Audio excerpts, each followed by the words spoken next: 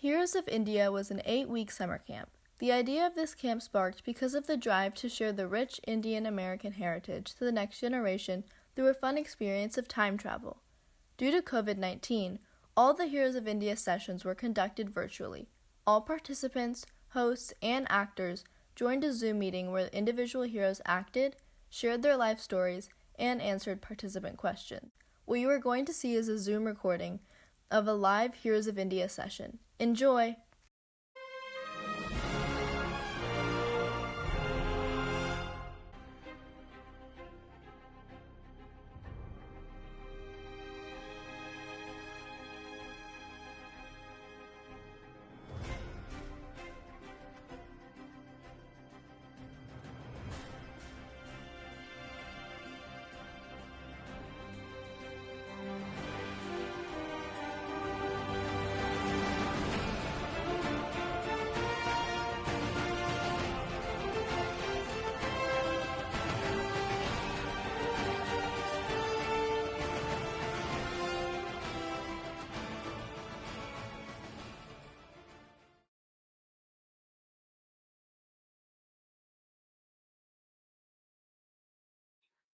Hi everyone, welcome back. I see a lot of new faces today. Hello, this is Pramod for those who are joined us today. And this is Soumya, and I'm from Space-Z. I'm really happy that you're ready for another ride back in time. Oh my god, my iPad is so annoying. The Wi-Fi never works. Does this happen to you guys too? I can't even play games. Nothing will load. It's so slow. And this happens all the time. And now that I can't go outside, there's nothing to do with this slow iPad.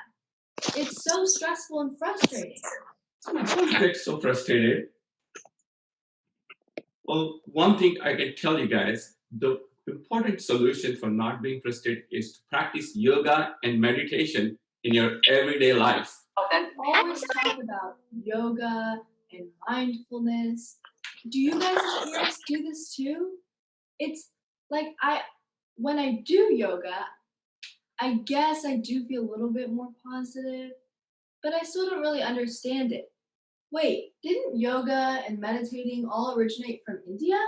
Yes, Soumya. Yoga actually did originate from India, and there's this one person who introduced yoga to the Western world in 1800th century, long time back. Just one person? Wow, that's amazing. That's an amazing gift that they spread with the rest of the world. Yeah. Do you want to know more about it? Yeah, that would be awesome. This would help everyone, not just me. How about I take you guys on a time with the time machine in the at those times? Yeah, let's go. Well, let's get ready. Everyone buckle up. Well, we pull the front panel, and as you know, we updated our time machine to go back up to 200 years, and also you'll be excited to see there's some new features there. Okay, buckle up. 3, 2, 1.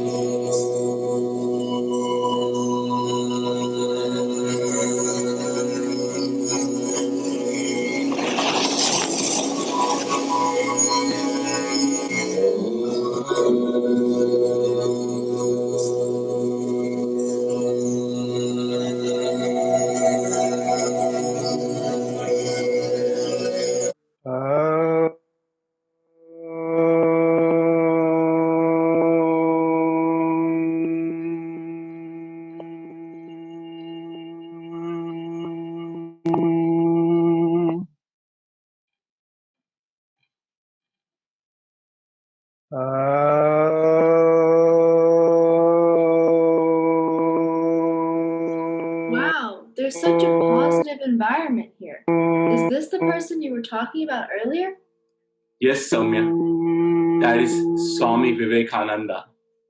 Wow, he's in such a deep meditation. Hello? Hello? Soumya, one thing about Swami Vivekananda is he's always in a deep meditation. And only way you can wake him up from the meditation is by either saying Lord Shiva or Ramakrishna Paramhamsa, which is his guru. Lord Shiva, Lord Shiva.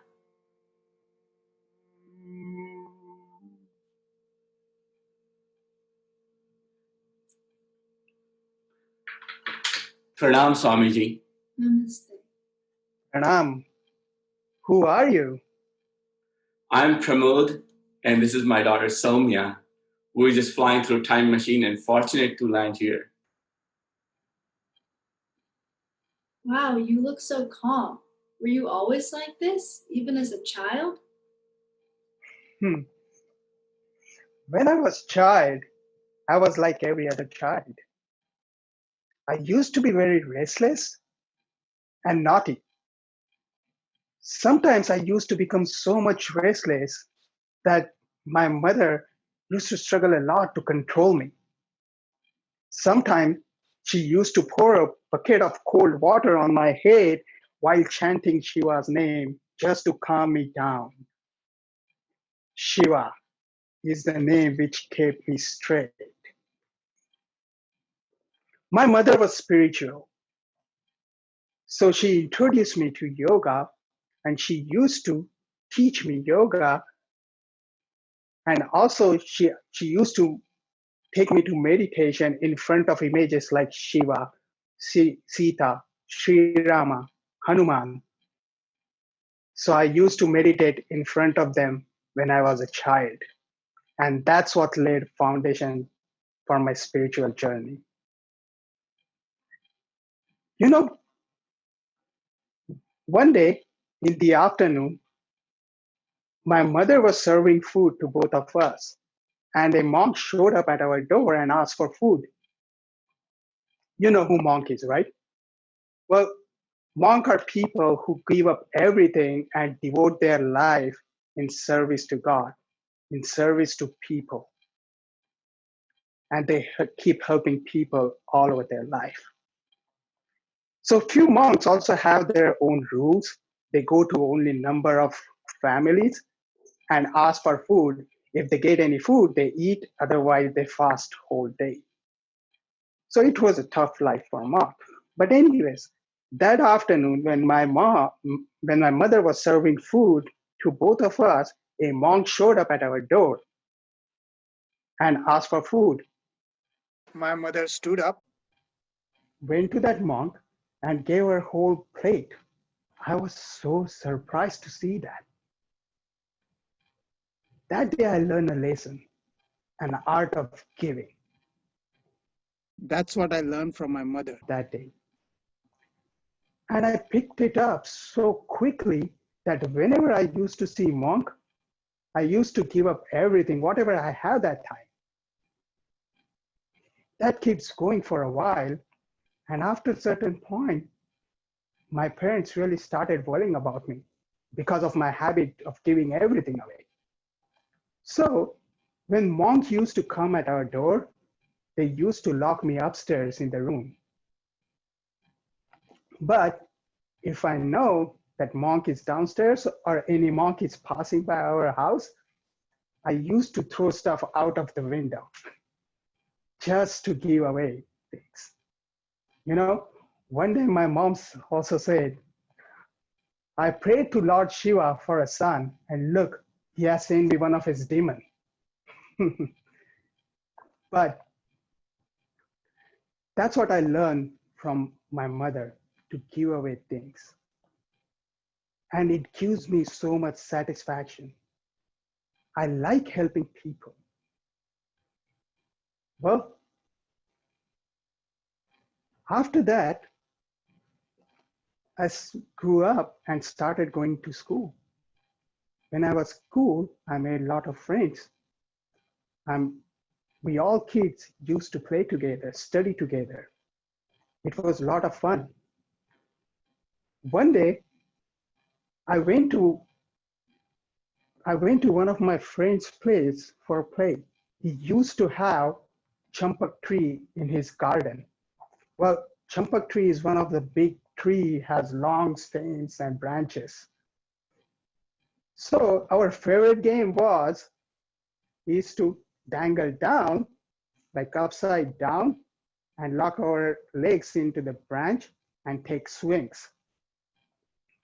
One day, a grandfather saw us swinging upside down. He was afraid if I fell down, then I might break my neck or hurt myself. So he was a little bit worried. So he came and told me to come down. I came down. He told me, do not climb that tree again. I asked him why. He told me, there is a ghost live on that tree. And if you climb that tree again, he is going to break your neck. So do not climb. That's what he said and went back. I kept thinking about it, but at the same time, all my friends were so afraid that they started running away. And they went there and stood up a little bit far from that tree. They were scared of ghosts. But I climbed that tree again, took my same position upside down, and started swinging. One of my friends really got afraid, and he shouted at me, "Hey, Narayan, that ghost sure will catch you, and he's going to break your neck." I just laughed at him and said, just don't believe things because someone says so. If that grandfather story is true, that ghost would have broke my neck a long time ago. So just don't believe things because someone say. You need to validate. And that's how I was. That's how I grew up. Then I started going to college. I graduated from university, but I was still so much fascinated about so many things. Like I wanted to know about religions. I wanted to know about history. I wanted to know about philosophy. And I keep driving that force. But one of my habits was, I do not accept things easily. I want to validate before I accept it. So I used to attend so many spiritual lectures from different speakers in the town. After listening to all these long lectures, I used to go to speaker and ask them one question. आपने कि ईश्वर दर्शन करे छे? Have you seen God face to face? And nobody has answered me yes. Even they couldn't digest the idea of seeing God face to face. Except one person, Ram Krishna Paramhans. I still remember that day. There was his lecture. He was giving a lecture on spirituality, and I attended that lecture. After that long lecture, again I went to him and asked the same question. आपने कि ईश्वर दर्शन करे छे? Have you seen God face to face? And he replied, हाँ, करे छे. Yes, I see you. I see him as I see you, in infinite sense. And I will also put you in path of seeing him. I was so happy to hear that answer. But as my nature, I didn't accept him as my guru immediately. So I started going to his ashram frequently. I went there, asked him a lot of questions. We used to talk about so many different things. And when eventually I got convinced, I accepted him as my master, as my guru, as my teacher. So after accepting him as a teacher, he taught me so many things. He taught me to meditate. We used to have long discussions on philosophy and various different topics. Even my fellow monk used to join that discussion. We all learned so many things. That was a knowledge coming from my Guru Ramakrishna Paramhans.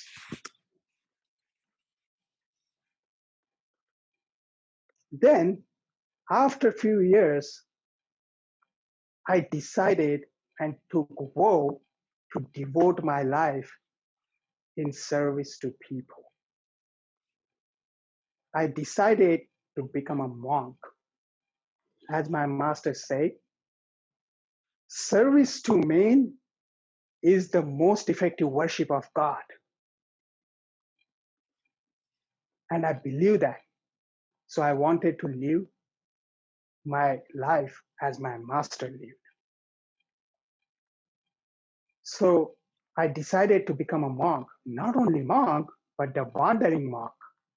Do you know who wandering monk is? Well, those are monks who doesn't stay at one place. They go from one place to different places. They go from one village to another village, one town to another town. They go to different places and help people because that's what they believe. That's what service to God. So since I became wandering monk, I started my journey all over India. I traveled for 5 years in India. When you travel for 5 years, what do you think? How many bags would you pack and carry with you? I carried only 3 things. My kamandalu, a pot of water, my fellow monks, and third thing were my 2 books. That's all I carried for 5 years and traveled all over India. I traveled from north in the valleys of Himalayas through Rajasthan desert, all the way down to Kanyakumari, the south.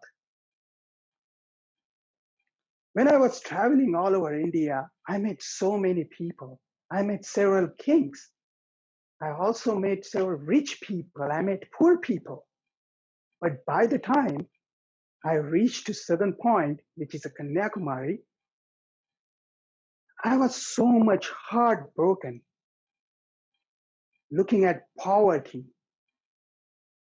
looking at lack of self-confidence in the people, looking at lack of knowledge. People who are facing problems in day-to-day life. I was very sad. When I reached to the shore of Kanyakumari, I couldn't formulate any idea to help these people. I just dived into the ocean and started swimming. I swam until I reached to the rock in the middle of sea, and that was the southernmost point of India. There were no people. I was just by myself. I started thinking, how can I help these people? I meditated on that rock for 3 days and nights. And after that, I found a way to uplift masses, to help these people, to restore their dignity, self-confidence by educating them and spreading knowledge of spirituality across the world. That's when I got mission. So I started my mission. I started my journey. I decided to go on to Western countries because I have a message for West as Buddha had a message for East. So I started my journey. I learned that United States of America is organizing Parliament of World Religion. When I heard about it, I decided to go there. I was the first monk who went to Western countries. In fact, I was the first monk, Hindu monk, who crossed the ocean. Well, so I went to United States of America in Chicago, where that parliament was being held. After reaching to Chicago, I was walking to street and I just remember those things. I came across one building. It was a public library. I went to public library. I liked that library. It was so huge.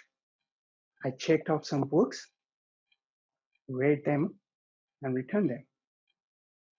I used to go to that library so often, every day, and check out several books and return very next day.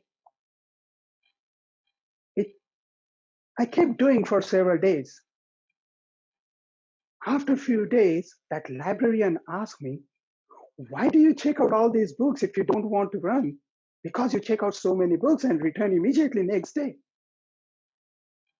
And I said, I read all these books, so that's why I want new books to read.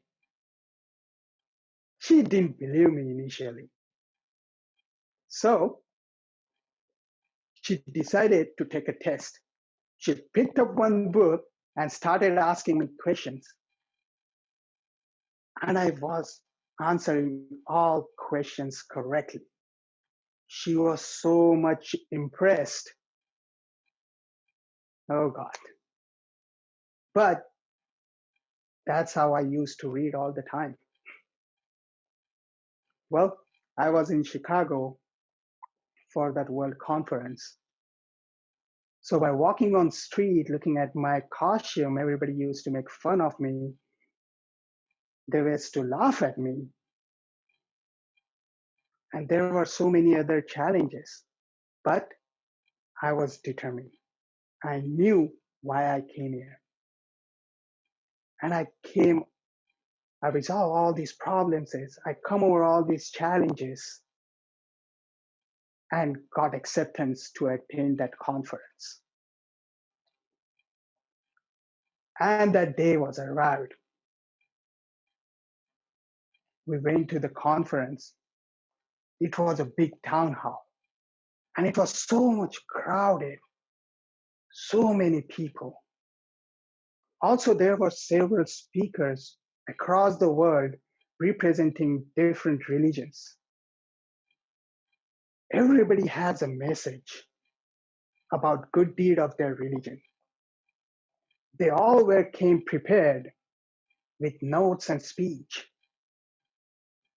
But I had nothing. I wasn't prepared. I didn't take any notes. Well, they announced my name. I was a little bit nervous. I just closed my eyes and prayed to Goddess Saraswati. And then I stood up, went to podium, and started addressing people. Sisters and brothers of America. And the very next moment, everybody started clapping. They started giving me standing ovation. And everybody in the room was surprised to see that kind of response on first sentence. I still hear that clap. But then I started continuing spreading my message. I had a message to give about philosophy of Vedanta. I wanted to introduce meditation and yogas to Western world. I talk about so many different things and richness of literature. I also give the message of tolerance and universal acceptance. Well, there is a verse from Shiva Stotram which I told them. As different streams having their sources at different places, all mingle their water into the sea. Different paths which may take through different tendencies, they appear to be crooked or straight, but they all lead to thee. That was my message of one word, the unity. We could be from different places, but we all have the same goal. We are children of one God. Well, after that speech, I was so much appreciated. And immediately all newspapers in America started writing about me. Suddenly, I was known to whole America. Well, after that, there were so many people wanted to learn about philosophy, religion, meditation, yoga. I got so many invitations at so many different universities, including Howard University and various churches. So I went there, teach them meditation, teach them yoga, gave my message of one word, richness of Vedanta philosophy. Still, I saw so many people who were interested to learn about these philosophies and meditation and yogas. I founded an organization, Vedanta Society of New York. And the goal is to spread words and teach people. I stayed over 2 years in United States of America. Then I decided to go in some other countries. I went to England, I went to Germany, I went to other countries in the Europe before returning to India. Well, that's what my message to the world. And I'm going to keep spreading that message across the world all the time regarding meditation, yoga, spirituality. Wow, thank you. That was amazing. I'm so inspired, and I truly understand the importance of yoga and meditation. How do you concentrate while you're meditating? Do you have other thoughts flowing into your head? Of course. Initially, when you start meditating, there are so many thoughts come to your mind because your mind is full of thoughts all the time. But when you meditate, you need to bring your mind and keep focusing mind again and again at one point, same time. So that's how you do meditation. And that's how you focus. Even if you keep thinking about something else, bring back your mind and focus again. You keep doing that, and one day it will be so easier to connect and focus.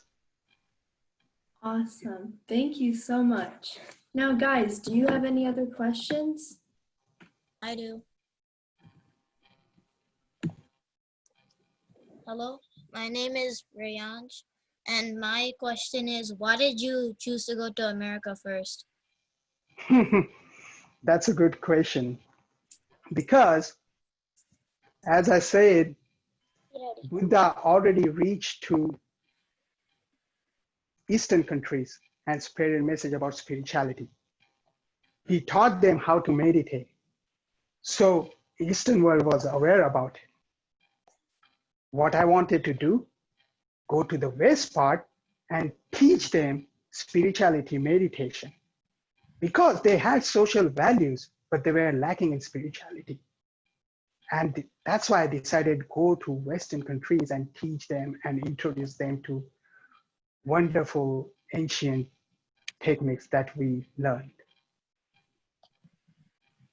My name is Arnav, and I have a question that did you later help those Indian people who were like in poverty? Good question, Arnav. Yes, and that was my mission. That's why I started. So I went to India. So I went to United States and travel other countries to spread word and uplift our religion. I want to restore their self-respect. I want to restore their dignity. So when I came back, all world was aware about spirituality. And they knew that's what something came from India. We invented those stuff. Our Vedantas talk about these philosophies. And the same thing I did in India. I again traveled across the India after returning from America and conducted so many different lectures there. I also established a Ramakrishna Mission Mutt just to keep spreading because your thought goes far. Were you afraid of anything?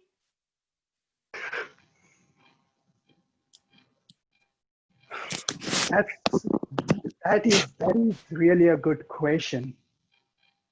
And straightforward answer to that is no. No, I'm not afraid. Because if you don't believe in yourself, you will be afraid, but I believe myself. And that's what the key, being fearless. But at the same time, I'm also cautious that I'm not being reckless. Thank you. I have a question. Why did you believe that there is no ghost in that tree? Because that's a common sense, right? People need to use their common sense. I use common sense all the time. We have been playing on that tree every day. And how come all of a sudden one day somebody just came and said there is a ghost? And if there is a ghost, he would have broke my neck on the first day. So that's why I thought there is no ghost on the tree. No. But what if the ghost is not there on the first day? It wasn't there, and I'm still here. So there was no ghost. I have a question. My name is Agnieszka. Sure. When was the first day that you and you liked your teacher a lot and you just listened to him every? Very good question. Like I told you, I had very rational views and I used to validate things. And he also told me that he will put me in the path to seeing the God. And after talking to him, discussing so many different things, I started getting visions. And that's when I started believing, yeah, there is a God. You know what? You cannot believe on God until you believe yourself. And the day when I started believing, I realized, and he was right. And that's why I accepted him as God, my teacher. Did you ever stop validating things? No, I do not. I still keep validating things.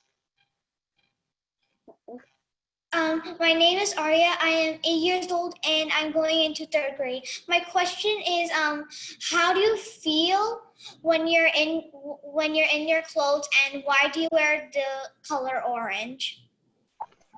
Very good question.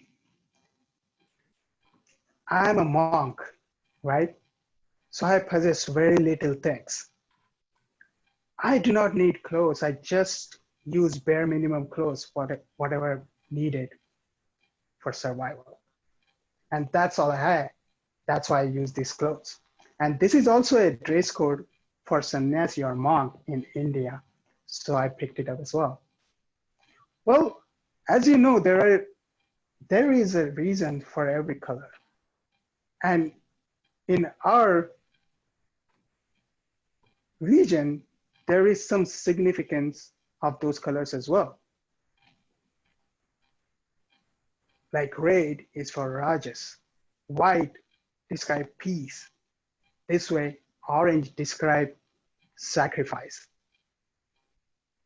So that's why I sacrifice my whole life in service to God and helping people. Thank you. Okay, My looks name- like I'm getting an indicator for our battery, low battery. We need to get back. Sure. I will also go back to meditation. Swamiji, I'm really blessed and we're so happy to see you today. Okay, everybody, are you ready to go back home? Mm-hmm.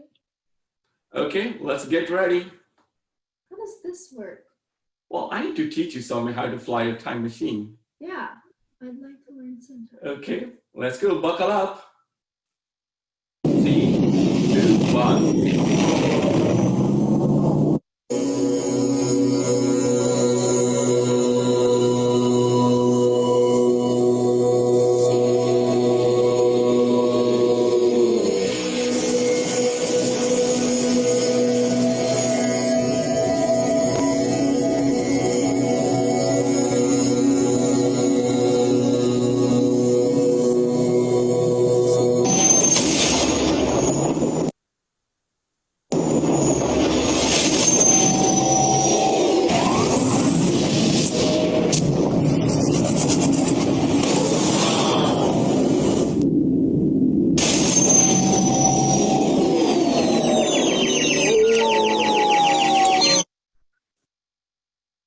Wow, that trip was amazing. I'm so inspired. Cool. I'm very happy. Now I promise that I will always do yoga because I know how important it is and I know how much it helps. Wow, that's so beautiful. I'm so happy. That means our trip was really a success. How did you guys like it? Well, I'm glad you joined us on this trip, and I'll look forward to seeing you on the next trip. Until then, bye.